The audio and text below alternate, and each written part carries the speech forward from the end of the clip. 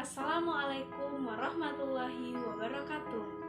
Perkenalkan, nama saya Febiola Febriani dengan NIM 2130110021.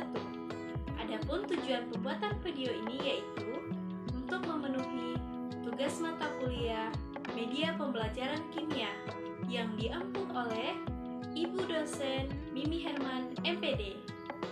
Baiklah, pada kesempatan kali ini kita akan membahas tentang mata pelajaran kimia kelas 11 KD 3.9, yaitu tentang pergeseran kesetimbangan.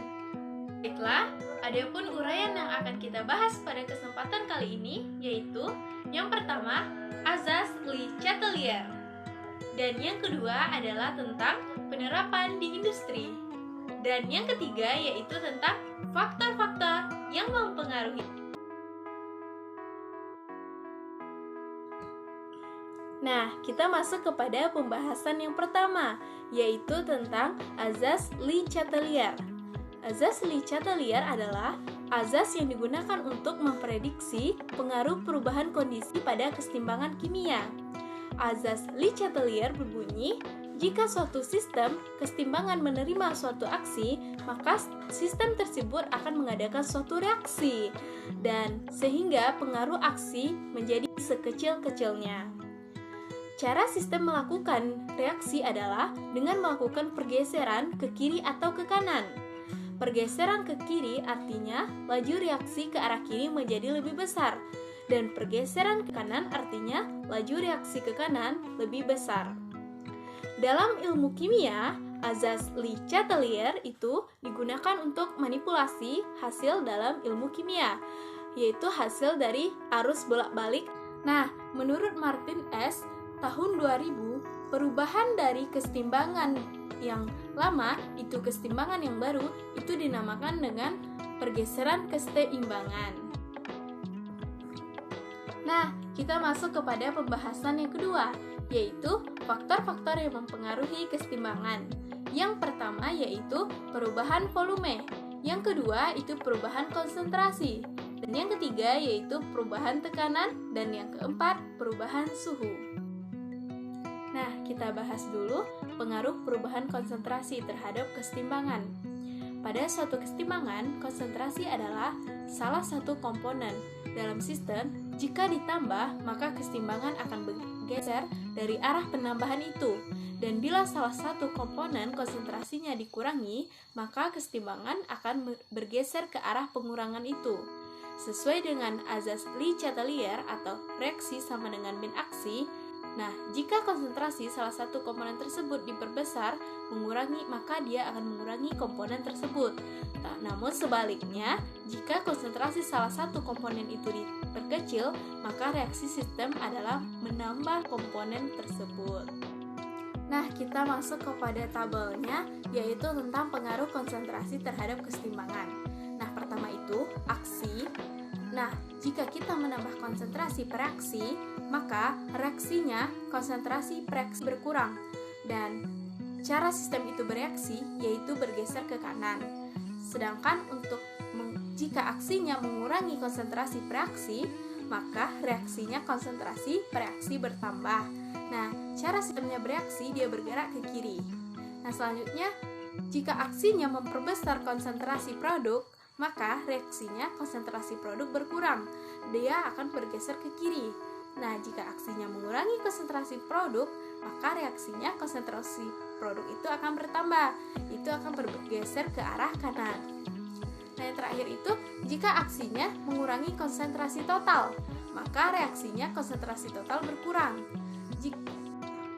Nah, selanjutnya kita akan membahas tentang pengaruh perubahan volume, yaitu konsentrasi dalam gas sebuah ruang itu berbanding terbalik dengan volume, sehingga penambahan tekanan dengan cara memperkecil volume itu akan memperbesar konsentrasi dari semua komponen.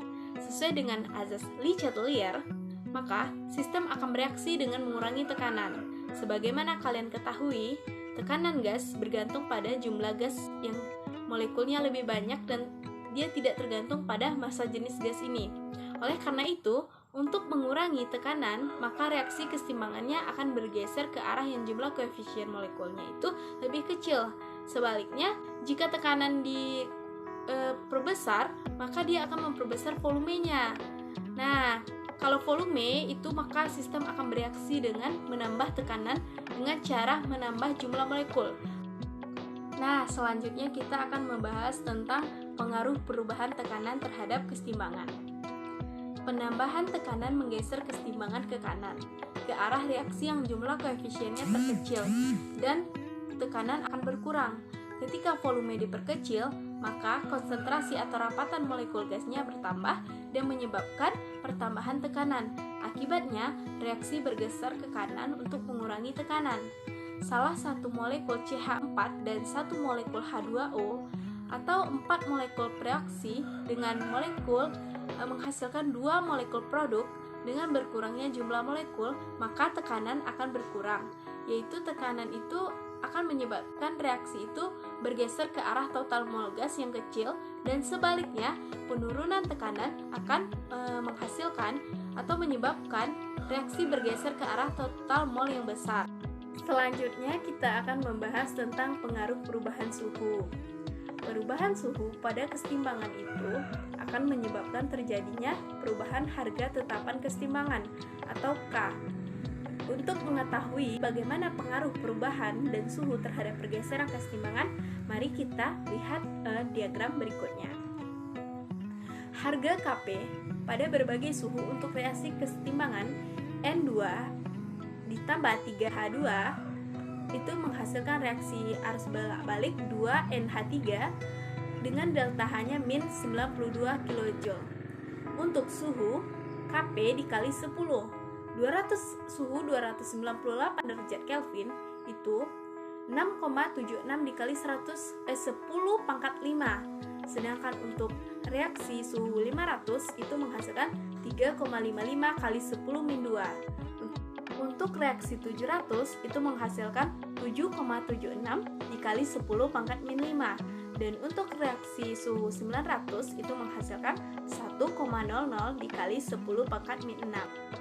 Baiklah, sampai di sini dulu pembahasan kita tentang pergeseran kesetimbangan. Sampai jumpa di video berikutnya. Assalamualaikum warahmatullahi wabarakatuh.